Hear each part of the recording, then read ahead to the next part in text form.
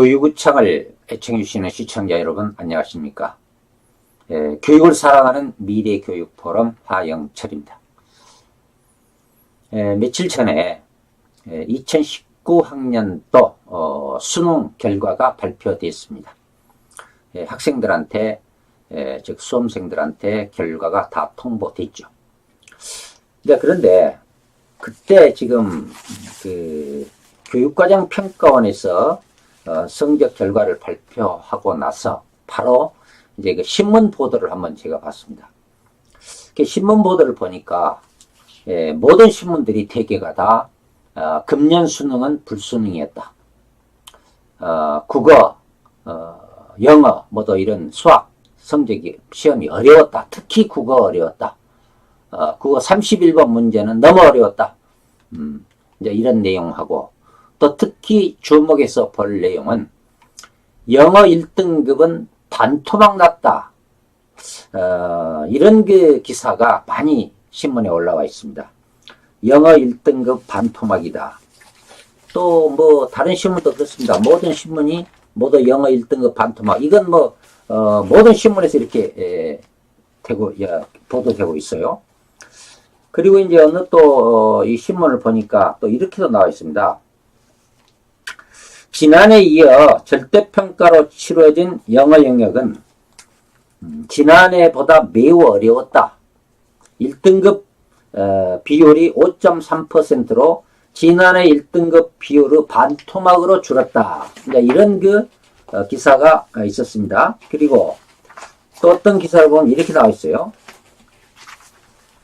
영어 영역의 경우 1등급 학생 비율이 5.30%로 27,942명으로 나와 있습니다. 지난해 수능 10.03% 절반 수준으로 떨어졌다. 이런 그 내용. 그리고 이제 앞으로 그 수능 최저 학력 기준 이것이 문제가 될 것이다. 이런 내용들이 지금 기사화 되어서 나와 있습니다. 저는 이걸 보면서 다른 것보다는 영어 1등급 비율이 작년에 비해서 절반으로 떨어졌다. 또 신문에 보면은 난이도가 잘못 정해졌다. 문제를 어렵게 냈다. 작년보다. 이제 이런 내용의 보도가 있었습니다.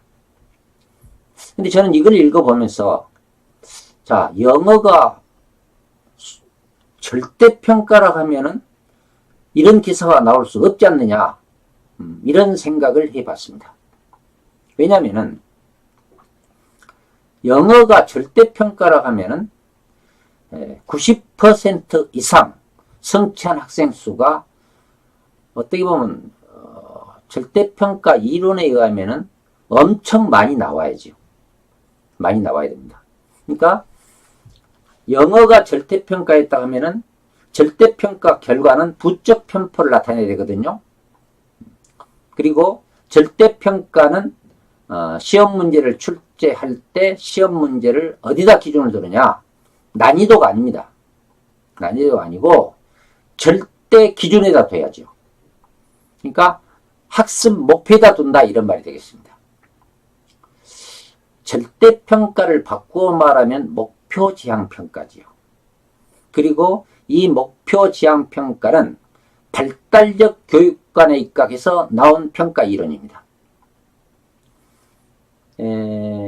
우리 학생들이 열심히 공부해도 상대 학생이 나보다 더 열심히 공부를 해버리면은 이 열심히 공부한 학생이 그 학생을 따라잡을 수가 없습니다.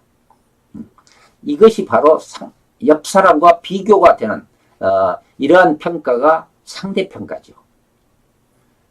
그러니까 이 입시라든지 이 서예를 매길 때는 상대평가를 우리가 적용시키는 겁니다. 그리고 절대평가는 그거하고 전혀 다르죠. 상대 학생들과의 성적이 비교될 필요가 없어요. 등수가 필요가 없습니다. 목표가 정해져 버리면 성취 수준이 딱 정해져 버리면 그 목표를 향해서 공부만 열심히 하면은 누구든지 누구든지다 그 학습 목표를 달성할 수 있다. 이게 바로 절대평가입니다. 그래서 절대평가 그러면은 우리가 이 학교에서 지금 본다고 하면은 주로 위계성이 강한 교과, 그러니까 수학이나 과학 같은 교과에 절대평가를 적용하는 것이 좋다. 이것이 평가 이론에 나와 있는 것입니다. 그래서 수학 그러면 1차 방정식을 가르칩니다. 가르칠 때 목표를 정해야죠. 1차 방식 목표를 정합니다. 그래가지고 가르치고 그 목표를 달성하면 그 다음 단계로 2차 방식으로 넘어갑니다. 그리고 2차 방정식을 또 학생들이 전부 달성하면 그 다음에 3차 방식, 4차, 5차, 9차 방식으로 이렇게 좀 더 난이도가 높은 학습 과제를 공부하게 해나가는 거. 이게 바로 절대평가거든요. 그래서 절대평가는 학습 과제가 좀 좁아야 됩니다. 적어야 됩니다. 학습 과제의 범위가 넓으면 안 됩니다. 좁아야 됩니다. 그리고 학습 기간도 좀 짧아야 됩니다. 그렇게 해서 단계 목표 달성도를 확인해 가면서 학생들이 학습할 수 있도록 성공적인 학습이 이루어질 수 있도록 이렇게 해나가는 것이 절대평가고 그 절대평가 그것이 바로 의미가 있는 것입니다. 그런데 지금 우리 수능 영어를 한번 생각해 봅시다. 수능 영어 같으면 학습 범위가 어느 정도입니까? 학습 범위가 굉장히 넓지요. 근데 절대평가를 하려면은 그 넓은 학습 범위에서 학습 과제를 분석해 내야 됩니다. 이게 절대평가의 첫 단계가 학습 과제 분석. 두 번째가 학습 목표 학습 과제 분석. 그 다음에 두 번째가 학습 목표 설정입니다. 그러면 학습 목표를 설정한다는 건 쉽지가 않습니다. 학습 목표는 두 사람 이상이 보아서 똑같은 해석을 내릴 수 있도록 학습 목표를 설정하고 진술해라 이렇게 얘기합니다. 학습 목표를 설정하고 진술해야 되죠. 그리고 학습 목표는 행동력 용어를 사용해라. 좀 용어가 좀 어렵습니다만 좀 더 구체적으로 하라 그 말이죠. 행동력 용어를 사용해라. 이런 또는 명세적으로 진술해라. 교육 이론상으로는 그렇게 나와 있습니다. 그러니까 학습과제 분석, 학습 목표 설정, 다음에 학습 목표 진술을 이렇게 해야 돼요. 그 다음에 우리 학생들한테 그 목표를 인지시켜야 됩니다. 선생님들도 그 목표를 알고 있어요. 선생님들이 이거 해야 되니까요. 알고 학생들한테 철저히 인지시킵니다. 그리고 그 목표를 향해서 선생님들은 열심히 가르치고 학생들도 그 목표를 달성하기 위해서 열심히 공부를 해야 됩니다. 그리고 나서 일정 기간이 지나면은 시험을 출제하죠. 그 시험을 출제할 때 그 평가 문항 기준이 뭐냐? 기준이 바로 목표입니다. 절대 기준 목표, 즉 학습 목표가 됩니다. 그런데 이번 이 영어 시험을 이렇게 보면요, 제가 교육과정 평가원 그 홈페이지 들어가서 봤습니다만은 그게 보면은 1등급 이렇게 돼 있어요.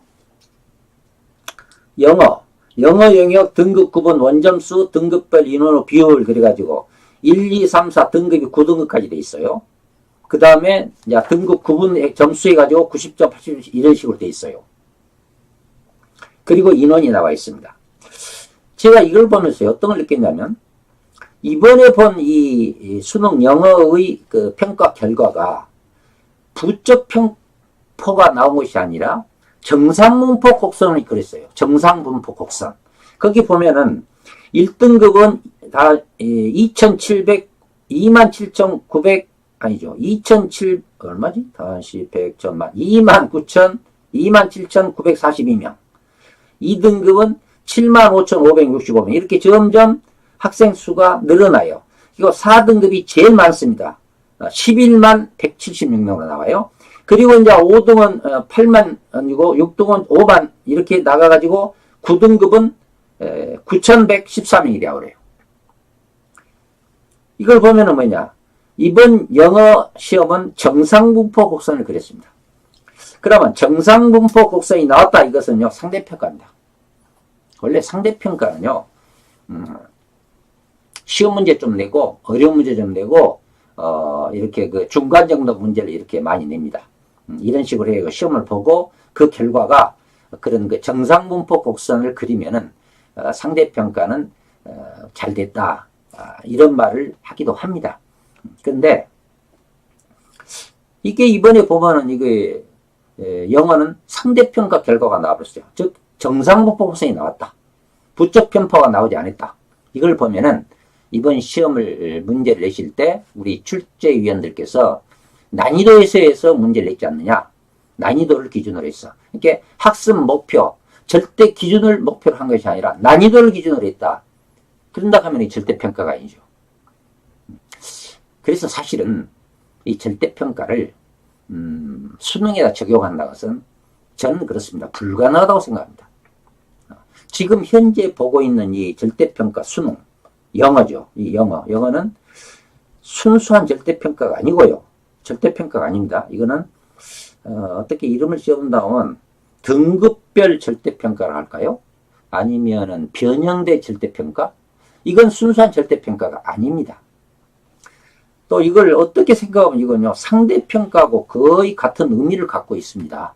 왜냐하면 1등급부터 9등급까지 정해놨잖아요. 비율만 좀, 지금 현재 하고 있는 상대평가, 다른 수능 교과하고 비율만 다르지. 그건 비율로 돼 있고, 이거는 뭐냐면 성취 기준으로 돼 있죠. 성취 기준으로. 90점 이상, 몇 점 이상. 그게 이것도 절대평가가는 90점이 아닙니다. 성취도 90% 이렇게 갑니다. 80% 이상. 이것이 다르지 등급은 똑같지 않습니까? 1등부터 9등까지. 그래서 이런 평가를 갖고 절대평가다 이렇게 하면은 조금 잘못되지 않느냐 이런 생각이 듭니다. 우리가 사회생활 하면서도요, 절대평가를 하고 있는 것을 생각해 보면은 의사자격고시 봤는데 예를 들면 90점 이상 맞은 학생 한 사람은 합격이다 이런다 하면은 90% 이상 성취도 맞은 사람은 합격, 그 이하는 불합격, 이렇게 합격과 불합격으로 따지지 90점 이상은 합격, 90점에서 80점은 준합격, 80점에 70점은 무합격 이렇게 따지지는 않지 않습니까? 그건 절대평가가 아니죠. 패스냐 노패스냐입니다. 운전면허 시험을 봤을 때 합격이냐 불합격이냐 이렇게 따지는 것이 절대평가입니다. 그래서 수능 영어를 절대평가를 한다. 국사를 절대평가를 한다. 그래가지고 지금과 같은 결과를 만들어 놓는다 하면은 이건 절대평가가 아니죠. 그래서 절대평가는요, 시행하기에 굉장히 어렵습니다. 참 어렵습니다. 그래서 좀 전에도 말씀드렸습니다만은 학습 범위가 좁아야 되고 학습 기간이 짧아야 됩니다. 그리고 위계성이 있어야 됩니다. 그런 교과에 한해서 절대평가를 적용해야 됩니다. 그런데 이상하게도 이 수능에서 위계성이 약한 영어나 국사를 또 절대평가를 한다고 지금 그렇게 하고 있어요. 모르겠어요. 수학이나 과학을 한다고 하면 조금 이해가 가요. 약간은요. 왜냐하면 그것은 위계성 있는 교과이기 때문에.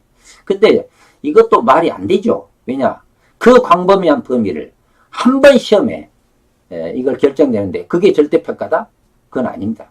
그래서 이 절대평가의 의미를 우리 교육과정 평가원이나 교육부에서는 다시 한번 생각해 보시고 수능 지금 영어나 국사를 절대평가를 한다.